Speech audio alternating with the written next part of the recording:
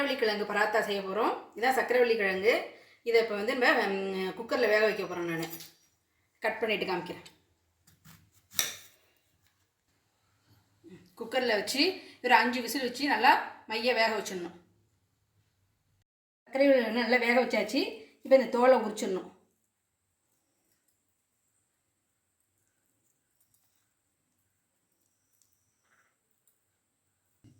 இது நல்லா கையால் நல்லா மசிச்சிடணும். இதை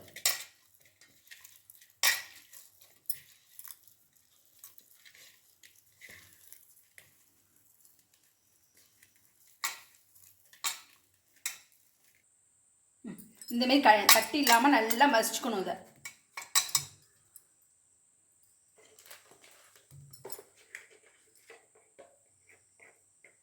கொஞ்சம் மஞ்சள் தூள்,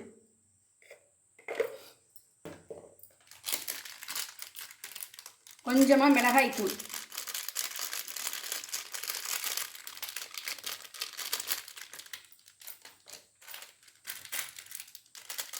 கொஞ்சமாக கரம் மசாலா தூள்,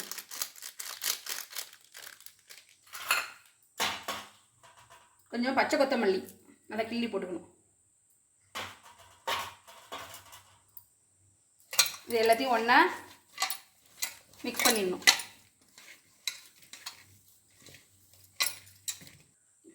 இப்போ கோதுமை மாவு,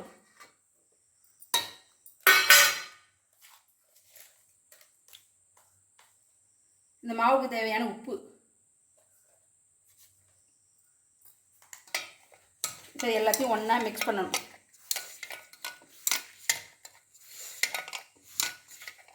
நம்ம எப்பவும் சப்பாத்திக்கு மாவு பிசைவோம் இல்லையா, அதேமாரியே பிசைய வேண்டியது தான். தண்ணி தெளித்து சப்பாத்தி மாவு பிசைஞ்சு அளவுக்கு பிசைஞ்சிக்க வேண்டியதான். இந்த அளவுக்கு நல்லா பிசைஞ்சு வச்சுக்கணும். இது ஒரு 20 நிமிஷம் ஊறட்டும். நம்ம அப்புறமா போடுவோம். இதுக்கு சைடிஷ் வெஜ் மசாலா சப்ஜி செய்வோம்.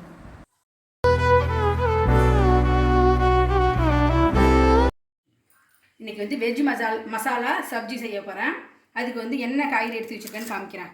காலிஃப்ளவர், பீன்ஸ், கேரட், உருளைக்கிழங்கு, பொடியாக நறுக்கின வெங்காயம், குடமிளகா, கொஞ்சம் பெரிய துண்டாக வெங்காயம், இந்தமாதிரி ஸ்லைஸாக பெருசாக இதை வச்சுருக்கேன். ஃப்ரெஷ் பட்டாணி கிடச்சிச்சின்னா அதுவும் சேர்த்துக்கலாம். அதோட இஞ்சி பூண்டு விழுது, தக்காளி 2 தக்காளி அரைச்சி வச்சுருக்கேன். இதுக்கு ஒரு மசாலா அரைக்கணும். அதுக்கு என்னென்ன அரைக்கணும்னு காமிக்கிறேன். மிளகு, ஜீரகம், தனியா, காஞ்ச கொத்தமல்லி, சோம்பு, பட்டை மிளகா, காஞ்ச மிளகா, இது 5ஐயும் வெறும் சட்டியில் வறுத்து பொடி பண்ணி வச்சுக்கணும். அப்புறமா கொஞ்சமாக மிளகாத்தூள், கரம் மசாலா, மஞ்சத்தூள், ஜீரகத்தூள், இதுதான் இதுக்கு தேவையான பொருட்கள். கடாய் காஞ்சிருச்சு. இப்போ இந்த எடுத்து வச்ச ஜாமான்லாம் வறுத்துருவோம்.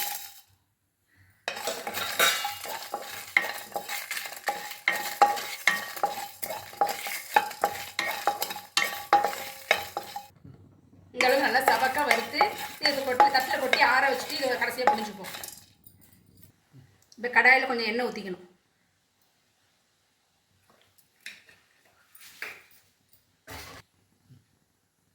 எண்ணெய் காஞ்சிருச்சு. பீன்ஸு,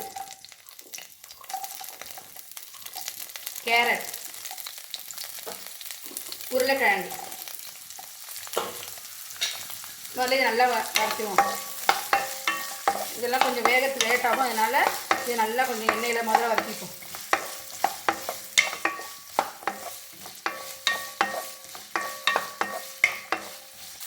வெங்காயம், கேரட், பீன்ஸ் எல்லாம் இது உருளைக்கிழங்கு எல்லாம் ஓரளவு வதங்கிருச்சு. இப்போ காலிஃப்ளவர் இதே நல்லா இதில் வதக்கணும்.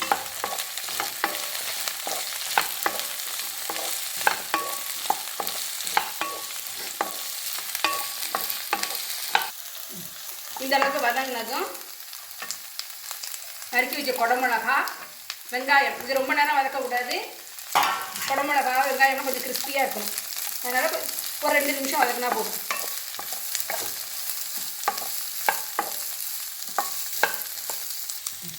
முக்கால் பாகம் வதங்கிடுச்சு. இப்போ இதை வேறு பிளேட்டில் மாற்றி வச்சுருவோம். திரும்ப கடாயில் கொஞ்சம் எண்ணெய்,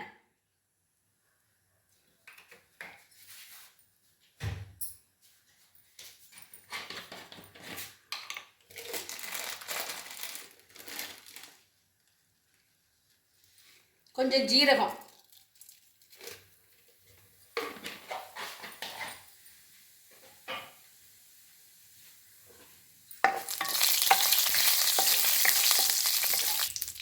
ஜீரகம் பொரிஞ்சதும் பொடியாக நறுக்கினா வெங்காயம், பெரிய வெங்காயம்,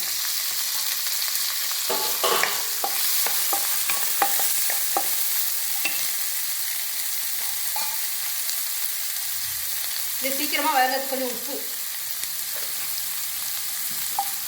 இது நல்லா கோல்டன் ப்ரௌன் ஆகுது வதக்கணும்.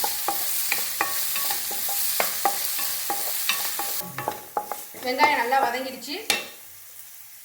இஞ்சி பூண்டு விழுது,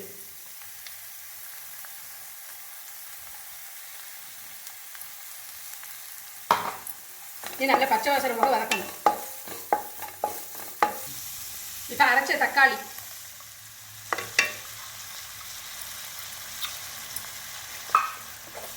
இதையும் நல்லா வதக்கணும்.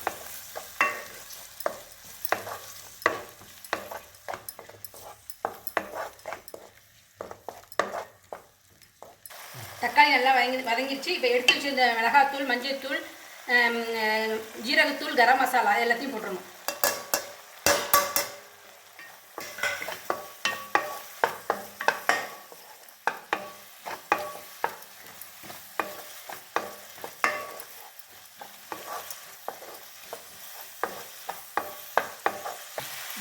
இப்போ வதக்கி வச்ச காய்கறியை போடணும்.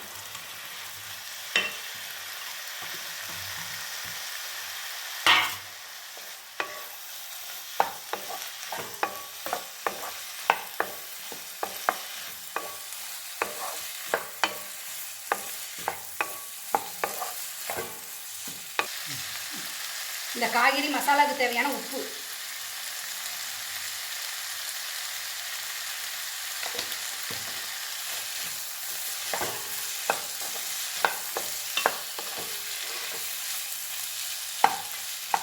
இப்போ கொஞ்சம் தண்ணி இந்த காய்கறிலாம் வேகிறதுக்கு.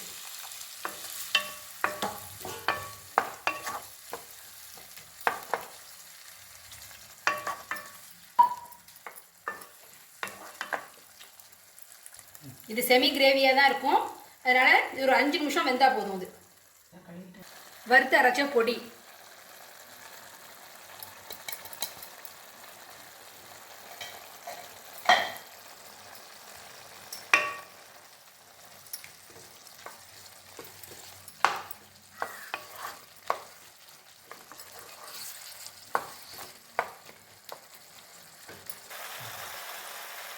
ஃப்ரெஷ் க்ரீம்,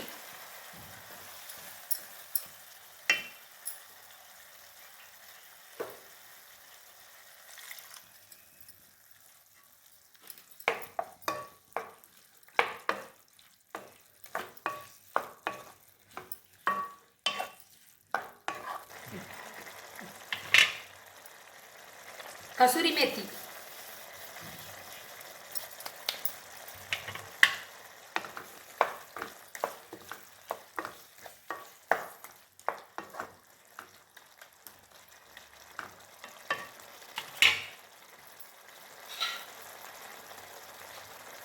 கடைசியாக கொத்தமல்லி.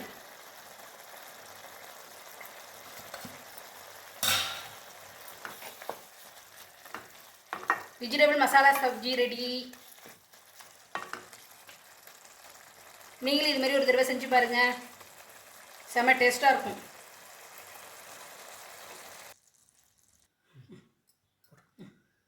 கடைசியாக கொஞ்சம் ஜீனி போடுங்க, டேஸ்ட் எடுத்து கொடுக்கும். நான் சொல்ல மறந்துட்டேன்.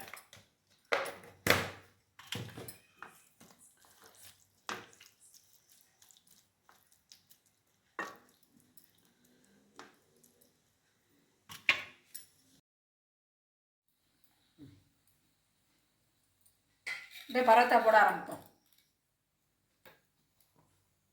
கோதுமை மாவில் அப்படியே டிப் பண்ணிவிட்டு நம்ம எப்போதும் எப்படி சப்பாத்தி போடுவோமோ அதே மாதிரியே தான்.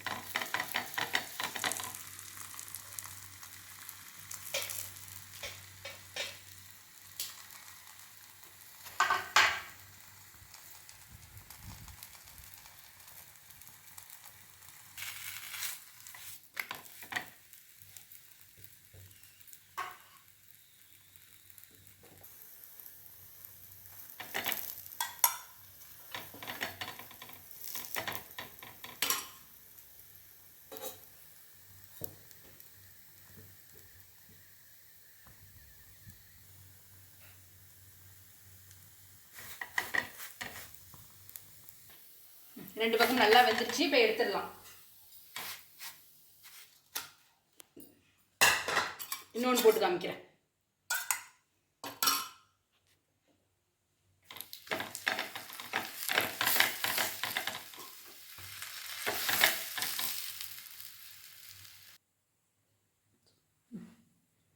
சக்கரவள்ளி கிழங்கு பராத்தா, வெஜிடபிள் மசாலா சப்ஜி. இதான் எங்கள் வீட்டு நைட் டின்னர்.